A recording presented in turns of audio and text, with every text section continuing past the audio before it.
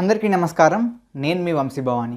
ఈ కోర్స్లో మనం ఏం చేయబోతున్నాం, ఏం నేర్చుకోబోతున్నాం.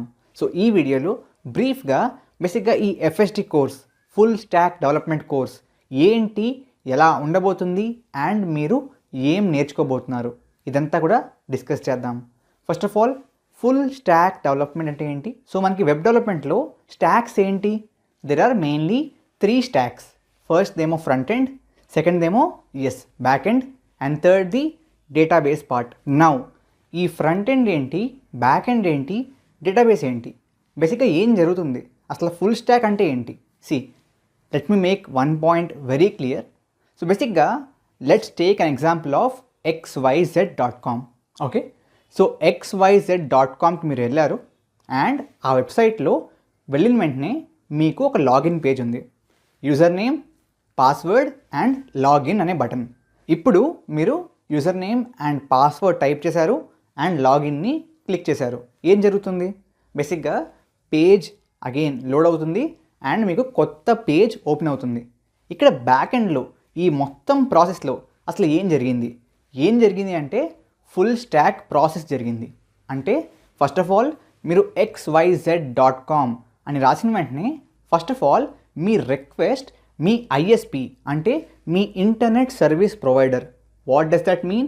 It can be Airtel, Jio, BSNL, ఎవరిదైతే మీరు ఇంటర్నెట్ సర్వీస్ వాడుకుంటున్నారో వాళ్ళని మనం ఐఎస్పి అంటాం.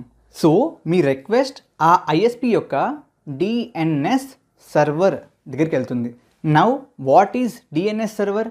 బేసిక్గా డిఎన్ఎస్ సర్వర్ అంటే డొమైన్ నేమ్ సర్వీస్ సర్వర్. అంటే బేసిక్గా మీ ఐఎస్పి దగ్గర there will be one table kind of format. దాంట్లో మీకు బేసిక్గా website and corresponding IP address, ఆ విధంగా ఒక టేబుల్ ఉంటుందన్నమాట. టేబులర్ ఫార్మాట్లో ఒక డేటాబేస్ ఉంటుంది, దాన్ని మనం డిఎన్ఎస్ అంటాం.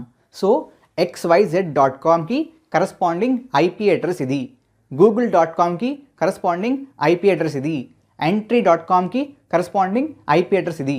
ఈ విధంగా బేసిక్గా will be a table of what sequences, IP address and website name. So మీరు xyz.com అనేది మీ రిక్వెస్ట్ కాబట్టి xyz.comకి కరెస్పాండింగ్ ఐపీ అడ్రస్ ఏంటి అనేది మీ డిఎన్ఎస్ సర్వర్ మీ ఐఎస్పి నుంచి మీ కంప్యూటర్కి పంపిస్తుంది. ఓకే, సో ఇక్కడ ఐపీ అడ్రస్ అంటే ఏంటి? బేసిక్గా if I want to send you a letter, మీ ఇంటికి నేను ఒక లెటర్ని పోస్ట్ చేయాలి. ఎలా పోస్ట్ చేస్తాను? I need your address. అదేవిధంగా ఇంటర్నెట్తో కనెక్ట్ అయిన ప్రతి డివైస్కి there will be one address. ఆ అడ్రస్ని మనం ఐపీ అడ్రస్ అంటాం. సో ఇక్కడ xyz.com యొక్క ఐపీ అడ్రస్ అంటే నా ఉద్దేశం it will be the IP address of the server where xyz.com is running. So ఆ xyz.com రన్ అవుతున్న సర్వర్ని మనం కాంటాక్ట్ అవ్వాలంటే మనకి దాని యొక్క అడ్రస్ కావాలి and that is the IP address. ఇక్కడ దాకా బాగానే ఉందన్న అర్థమైంది, కానీ నువ్వు పదే పదే సర్వర్ అనే పదం వాడుతున్నావు. సర్వర్ అంటే ఏంటి? బేసిక్గా సర్వర్ అంటే it is just a computer. Okay, ఒక simple computer where the website runs.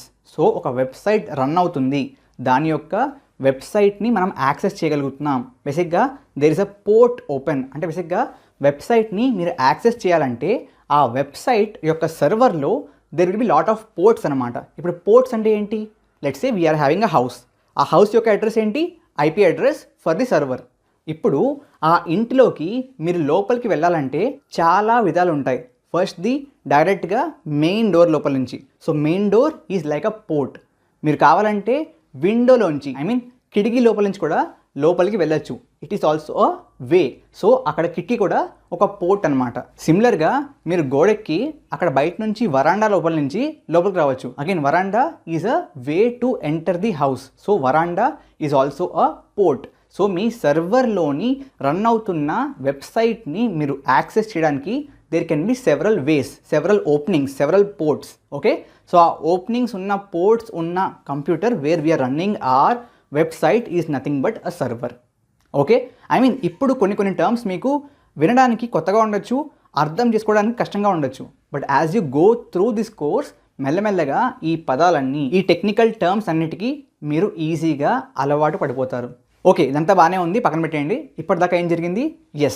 DNS server మీకు ఐపీ అడ్రస్ని ఇచ్చింది. సో మీరు ఏం చేస్తారు, ఇప్పుడు అడ్రస్ తెలుసు కాబట్టి డైరెక్ట్గా ఆ అడ్రస్ని రిక్వెస్ట్ చేస్తారు. ఏమని, బాబు నాకు మీ మెయిన్ పేజ్ ఇవ్వమ్మా, ఇప్పుడే మీ వెబ్సైట్కి వచ్చాను అండ్ నాకు మీ యొక్క మెయిన్ పేజ్ కావాలి అని అడుగుతారు. అప్పుడు సర్వర్ ఏం చేస్తుంది, సరే అని చెప్పి మీ రిక్వెస్ట్ని కైండ్ ఆఫ్ వెరిఫై చేసి జెన్యూనా కాదా అని చెప్పి జెన్యూన్ అనుకుంటే ఆ రిక్వెస్ట్కి రెస్పాన్స్గా మీకు ఒక మెయిన్ పేజ్ని పంపిస్తుంది. ఆ మెయిన్ పేజ్ ఏంటి, ఆ మెయిన్ పేజే మన login page where we have user name field, password field and login button.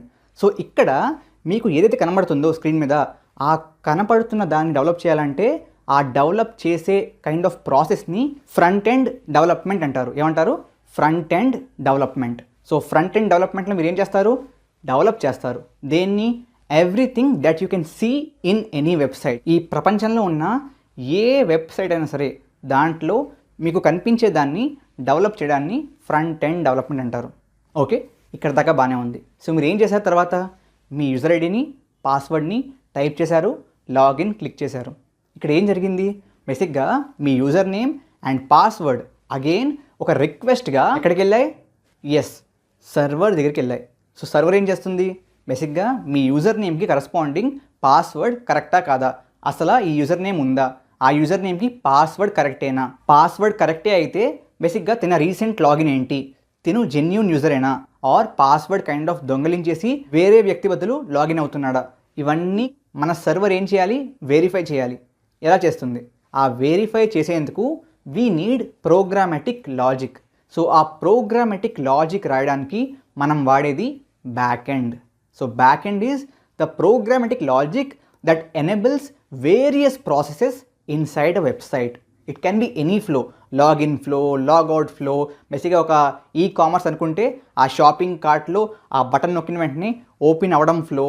I mean, if you're trying to add a item, ఆ flow, checkout flow, payment flow, everything needs programmatic logic. దాన్ని మనం రాసేది మనం back ఎండ్లో. Finally coming to database, ఇందాక ఆ user name and password ఎక్కడ store అయ్యాయి, they will be stored inside a database. So అందువల్ల ఈ మూడు మీరు నేర్చుకుంటే you will become a full stack developer. So ఈ కోర్స్లో ఫ్రంట్ ఎండ్కి గాను మనకి కంపల్సరీ ఏంటి, HTML, CSS, జావాస్క్రిప్ట్, ఈ మూడింటిని ఖచ్చితంగా నేర్చుకుంటాం. దాంతోపాటు బేసిక్గా మీ CSS ఏదైతే ఉందో దాన్ని ఈజీగా కైండ్ ఆఫ్ ప్రోగ్రామ్ చేసేందుకు, ఈజీగా కైండ్ ఆఫ్ కోడ్ రాసేందుకు, ఈజీగా మనకి ఆ ప్రాపర్టీస్ని డిఫైన్ చేసేందుకు we have frameworks. So one of them is bootstrap. So bootstrap కూడా నేర్చుకుంటున్నాం. అలాంగ్ విత్ దాట్ బేసిక్గా ఈ ఫ్రంట్ ఎండ్ మొత్తం కూడా HTML, CSS, జావాస్క్రిప్ట్ ప్రతిసారి ఫ్రమ్ స్క్రాచ్ రాయాలంటే it will take lot of time, lot of effort and code పెద్దగా ఉంటుంది. కోడ్ పెద్దగా అయ్యే కొద్దీ ఆ కోడ్ యొక్క రీడబిలిటీ, అంటే ఇవాళ కోడ్ రాశారు, ఒక 5 months తర్వాత సేమ్ కోడ్ వచ్చి మీరు చూస్తే మీరు దాన్ని అర్థం చేసుకోగలగాలి. That is called readability. So ఆ రీడబిలిటీ కూడా if the code is longer తగ్గిపోతుంది. That's why we need a better approach. అందుకోసమే we have front end frameworks and ఈ కోర్స్లో అగైన్ మనం ఫ్రంట్ ఎండ్ ఫ్రేమ్వర్క్ కూడా నేర్చుకుంటున్నాం, which is React. Okay, coming to back end, again మనం already front end కోసం ఏం నేర్చుకున్నాం, జావాస్క్రిప్ట్ అనే ప్రోగ్రామింగ్ లాంగ్వేజ్ నేర్చుకున్నాం. Make sure you are understanding this very carefully. HTML and CSS are not programming languages. కేవలం JavaScript మాత్రమే programming language.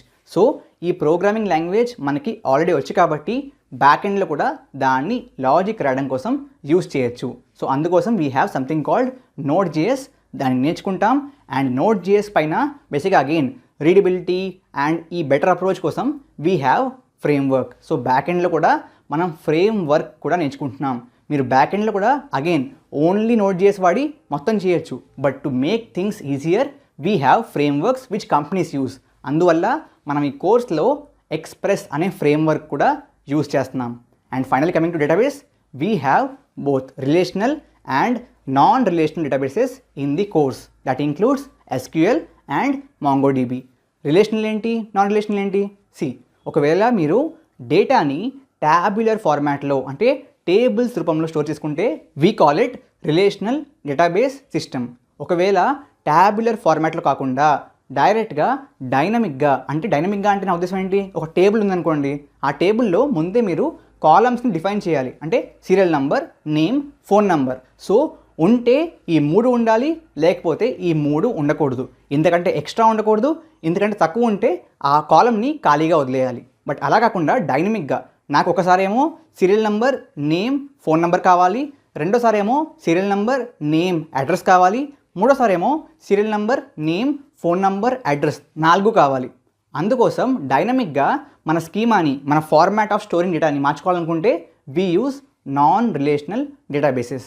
So 2 కూడా మనం ఈ కోర్స్లో నేర్చుకోబోతున్నాం. So this is all about what we are going to learn in this course. I hope you are really excited and ఖచ్చితంగా ఆ ఎక్సైట్మెంట్ని కోర్స్ మొత్తం మెయింటైన్ చేయండి.